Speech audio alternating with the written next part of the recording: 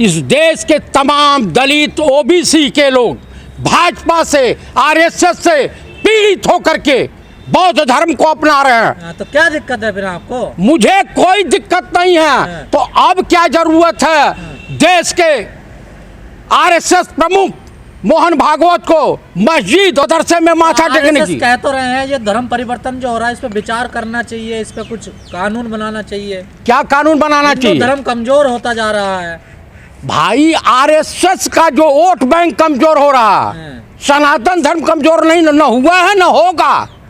आपको मैं बता दूं, राहुल गांधी के द्वारा नेतृत्व में चल रही भारत जोड़ो यात्रा फल फूल क्यों नहीं रहा? आखिर क्या वजह है इसमें? भाई साहब, जब से आरएसएस और बीजेपी की एंट्री हुई है, सनातन धर्म का पतन शुरू हो गया है। या और कुछ कमी है इसमें? इसमें कमी जो इनके ढोंगी है। अभी बताइए, देवकीनंद ठाकुर जैसा गिरा हुआ व्यक्ति कहता है नरक चले जाएंगे जो धर्म परिवर्तन कर रहे हैं। अरे तेरे कथावाचक जो करोड़ों का चंदा ले रहा है, दान ले रहा है, और दलितों का, ओबीसी का और गरीब ब्राह्मणों का तू शोषण कर रहा है। आप लोगों पे आरोप लग रहा है कि हिंदू धर्म में भेदभाव होता है इसलिए लोग छोड़ रहे हैं धर्म को।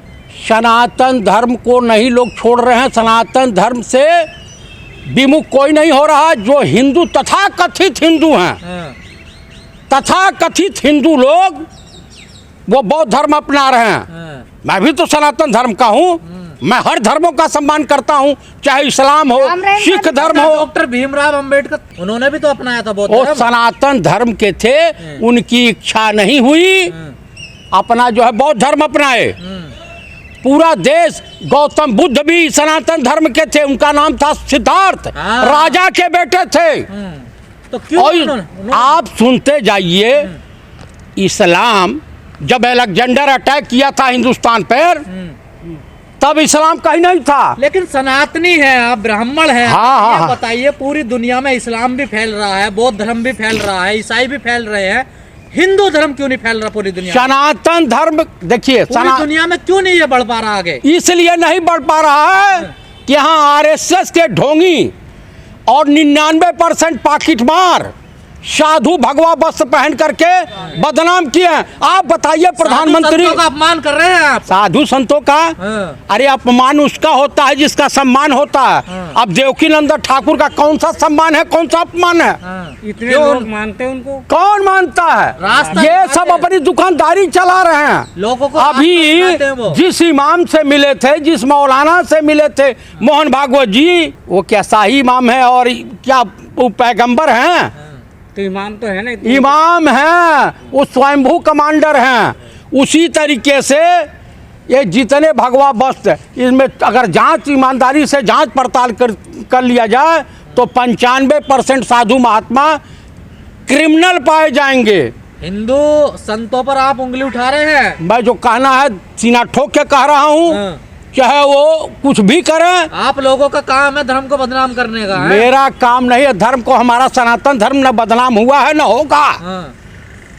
हिंदू धर्म जिसका होगा वो उसका बदनाम हो। हमारा तो सनातन धर्म है। देवकीनंदन ठाकुर जो है सनातनी नहीं है, वो ब्राह्मण नहीं है क्या? वो ब्राह्मण है। और किसने कह दिया ब्राह्मण है? और कौन है वो? वो नकली ब्राह्मण है। मोहन भागवत के तरफ से। मोहन भागवत नकली है? और क्या हो, इनके पूर्वज यहूदी थे। यहूदी थे? हाँ, धर्म परिवर्तन किए हैं। आप भी तो बाहर से आए हैं ना? कौन बाहर से आया है? आप।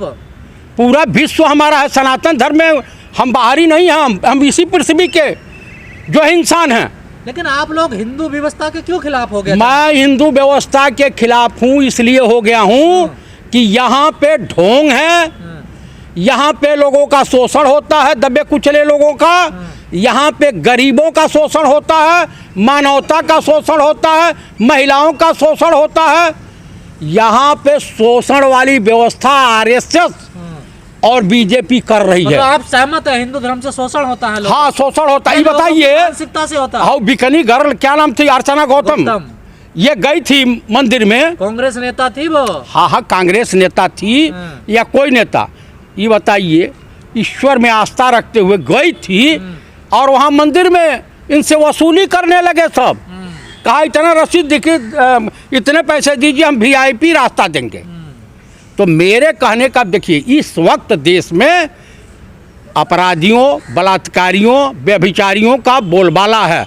राहुल गांधी यही तो भारत जोड़ो यात्रा से संदेश दे रहे थे पूरे देश में। हाँ? राम राज्य है, राम राज है और अरे वाह, शांति है, सद्भावना है। वाह वाह वाह वाह वाह वाह, आप जैसे अंजना व मोदी के टाइप के पत्रकार, दीपक चौरसिया जैसे पत्रकार रहे हैं तो इस देश में सब चंगासी। मोदी जी अब मंदिरों में जा रहे हैं, सुबह सुबह देख कहाँ जा रहे हैं कि जा रहे हैं? आराधना कर रहे हैं वो। अच्छा, वो तपस्या करने जा रहे हैं, देश की सुख शांति के लिए जा आप रहे हैं। तपस्या करने जा रहे हैं। हाँ, इससे पहले कहा गुजरात में दिखाना इलेक्शन है, हिमाचल में कि देश का प्रधानमंत्री डायरेक्ट शंकर भगवान से मिलने गया, बद्रीनाथ से मिलने गया। क्या दर्शाना चाहते हैं? यहाँ तो उनकी वित्त मंत्री निर्मला सीतारमण जाकर के अमेरिका में कहती हैं रुपया कमजोर नहीं हुआ है, यहाँ पे डॉलर मजबूत हुआ है।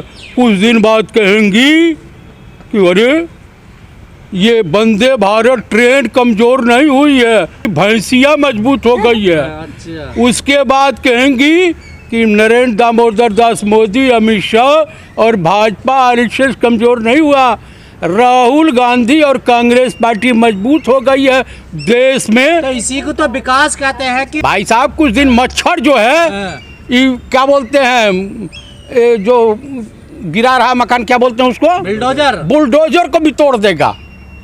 आपको मैं बता दूं, पहले तो ट्रेन देख करके ट्रक फरक ये सब रास्ता छोड़ देते थे, अब तो एक भैंसिया बेचारी रानी नस्ल वाली वही ट्रेन को डैमेज कर दे रही है, वही ट्रेन का पहिया। अरे भाई, देश में मोदी जी की सरकार में ट्रेन पंचर होते हुए मैं पहली बार देखा हूँ, ट्रेन का पहिया जाम हो जा रहा। अच्छा पंडित जी, आप बीजेपी के विरोध में धार्मिक आस्था के साथ मजाक उड़ा रहे हैं? कौन से धार्मिक आस्था? सनातन धर्म का।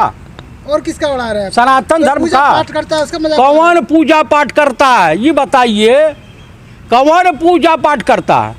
तब हमको बताइए ना, बीजेपी का कोई नेता। राम रहीम की पूजा हो रही है तो आपको दिक्कत? राम रहीम किस लिए जेल गए थे?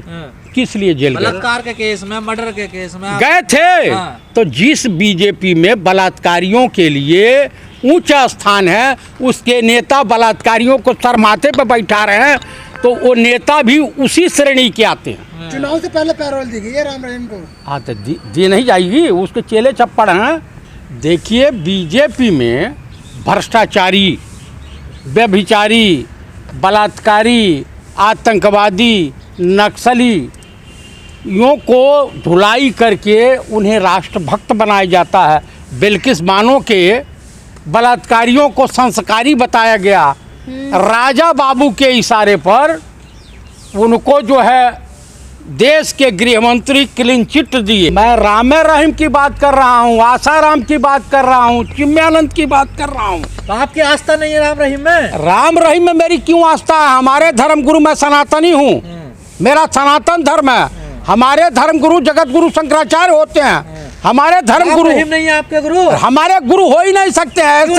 ऐसे दुराचारी को गुरु मानने से पहले मुझे ये मेरिडिन होटल्स के छत से आत्महत्या कर लेनी चाहिए। क्या दिक्कत है राम रहीम में? मुझे दिक्कत है, देश का प्रधानमंत्री, इसकी चिंता नहीं है कि सनातन धर्म छोड़ करके लोग तमाम नेता आशीर्वाद लेने जा रहे हैं राम रहीम से। तो जितने भ्रष्ट जैबे करेंगे वहाँ उनके सुख सुविधा का साधन मिलता होगा, उसीलिए जाते हैं। और किस लिए जाएंगे? तो आप क्यों नहीं जाते? मैं नहीं जाऊंगा, मुझे उस लाइन में नहीं जाना है, घटियाई नहीं करनी है। तो आपको आशीर्वाद नहीं चाहिए? कौन? यही बीजेपी के नेता हमारे यहाँ आइए। किसको? राम रहीम को। तो राम रहीम को उनकी जरूरत है। प्रधानमंत्री केदारनाथ धाम किस लिए जा रहे हैं? बद्रीनाथ किस लिए जा रहे हैं? दुनिया को मूर्ख बनाना चाहते हैं। नहीं पूजनीय है, कोई पूजनीय नहीं है। गुरुजी हैं आपके? हमारे नहीं है। और किसके? भाजपाई नेताओं के ऐसे बलात्कारी, व्यभिचारी। आपको एक बता दूं, आप एक कहानी सुन लीजिए।